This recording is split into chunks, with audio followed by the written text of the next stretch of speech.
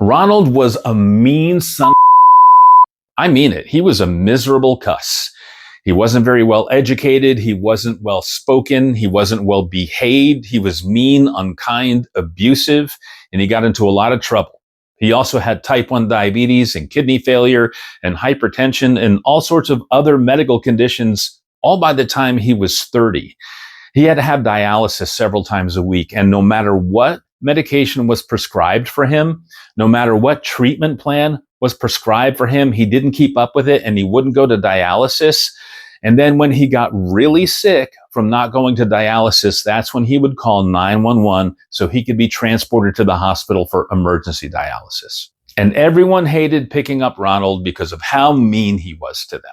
And so people were mean back and they were hard asses with him, and it made every single transport incredibly difficult. But you know what? When I looked at Ronald, I saw someone who probably had a terrible upbringing, someone who was never given the tools they needed to succeed in life. And I concluded that my energies were better spent being kind to Ronald than fighting with Ronald. And so I just made up my mind to be kind to Ronald, and I performed small acts of kindness for him during our transports. But predictably, because of the way Ronald lived, Ronald died.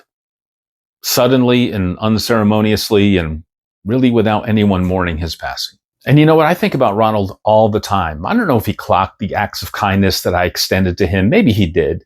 It seemed to let the air out of the balloon whenever I transported him. But something I feel good about is that Ronald, who by all accounts lived a miserable, unsatisfying, unfulfilled life, that I was just able to open up the blinds of his life and just expose his humanity to some of mine. And I can't fully explain the impact that Ronald had on me. It's kind of hard to explain, especially why it actually makes me so emotional, because it does. But whenever I have a challenging patient, I think about Ronald. And that's when I realized that Ronald was a gift to me. He was someone who demonstrated to me the value of kindness to people who aren't necessarily eliciting it.